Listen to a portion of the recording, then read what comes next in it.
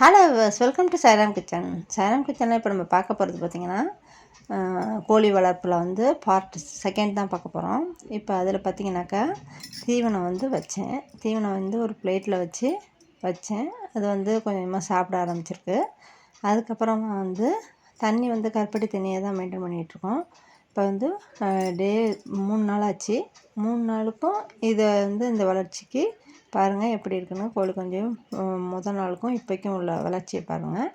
இதேமாரி நம்ம இந்த இடத்தையும் வந்து நம்ம நல்லா க்ளீன் பண்ணிடணும். அதாவது இந்த அட்டையை எடுத்துகிட்டு வேறு அட்டை போட்டு நீட்டாக எடுத்து வச்சுட்டு இந்த கோழி கொஞ்சலுக்கு விட்டுட்டு அதுக்கப்புறம் அதுக்கு தேவையான இந்த தண்ணி வந்து 3/4 லிட்டர் தண்ணி வச்சுருக்கேன். தீவனம் வந்து ஒரு பிளேட்டில் தான் வச்சுருக்கேன். இது மாதிரி 3ஆம் நாள் இதேமாரி போயிட்டு இருந்துச்சு. இது மாதிரி நீட் பண்ணி நம்ம வந்து ரெடி பண்ணி வச்சுக்கணும். இப்போ வந்து அந்த பிளேட்டில் வச்சது வந்து அதுங்களுக்கு கொஞ்சம் பத்தலை. இப்போ வந்து 4ஆம் நாள் ஆயிடுச்சு.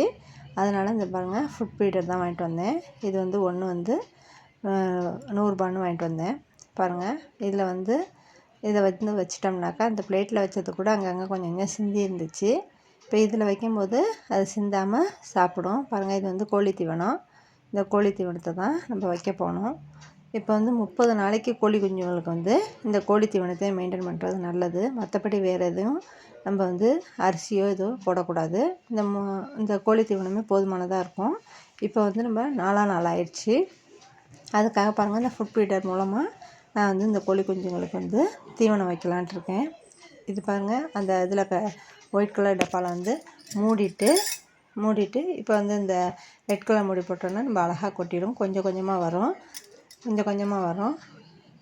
இதேமாரி பாருங்கள் இந்த தட்டை எடுத்துகிட்டு இப்போ வந்து நம்ம ஃபுட் ஃபீடர் வச்சிடலாம். பாருங்கள் இந்த கோழியெல்லாம் வந்து நல்லா இந்த கோழி தீவனத்தை சாப்பிட்டுக்கிட்டுருக்கு. நம்ம வந்து இந்த 4 நாளைக்கு இந்த கருப்பட்டி தண்ணியை தான் மெயின்டைன் பண்ணிகிட்ருக்கோம். பாருங்கள் இந்த கோழி குஞ்சுங்க நல்லா ஆரோக்கியமாக தான் இருக்குது. இதேமாரி இந்த இடத்த க்ளீன் பண்ணிவிட்டு நம்ம வந்து ஃபுட்டு வச்சாச்சு. இது வந்து டே 4 பாருங்கள் எப்படி இருக்குன்னு பாருங்கள். நல்லா சுறுசுறுப்பாக தான் இருக்குது. நீங்களும் இதேமாரி மெயின்டைன் பண்ணுங்கள். பாருங்கள் கோழி குஞ்சுங்க வந்து இப்போ வந்து ஃபுட் ஃபீடர் மூலமாக ஃபஸ்ட்டு எடுக்க பயந்துச்சு. அதுக்கப்புறம் வந்து ஃபுட் ஃபீடரில் அழகாக சாப்பிட ஆரம்பிச்சிருச்சு. இது மாதிரி நம்ம வந்து இந்த லைட் வந்து போட்டே தான் இருக்குது. இது வந்து 100 வோல்டேஜ். ஃபஸ்ட்டு பார்த்துட்டிங்கனாக்கா உங்களுக்கு தெரியும். இப்போ நான் இதை சொல்கிற மாதிரியே வளர்த்தாக்கா கோழி குஞ்சு இப்போ 40 கோழி குஞ்சு விட்டுருக்கேன். 40 கோழி குஞ்சுமே உயிரோடு தான் இருக்கும். பாருங்கள் உங்களுக்கு இந்த வீடியோ பயனுள்ளதாக இருக்கும்னு நினைக்கிறேன். பிடிச்சிருந்தாக்கா லைக் பண்ணுங்கள், ஷேர் பண்ணுங்கள். தேங்க்யூ.